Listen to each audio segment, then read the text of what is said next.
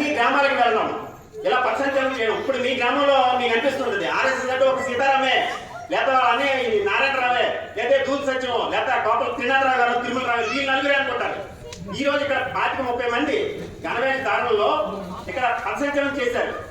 ఇందాక ఒక ఎవరో అంటున్నారు వీళ్ళందరికీ దశలో వచ్చేసారా అని. వాళ్ళు కొనుక్కున్నారు. ఎవరికి ఇక్కడ ఆర్ఎస్ఎస్ లో ఫ్రీగా ఏది ఇవ్వరు. అలాంటి సంస్థ కాదు ఇది.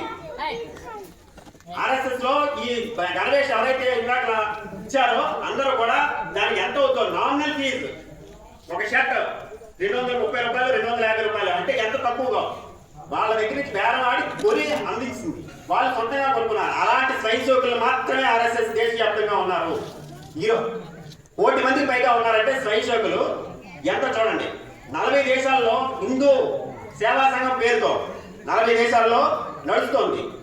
మన భారతదేశంలో సుమారు 60-75 వేల గ్రామాల్లో శాఖలు నడుస్తున్నాయి. మన ఒక్క మసివానిపాలెంలోనే కాదు, మసివానిపాలెంలో మనకి వి నారాయణరావు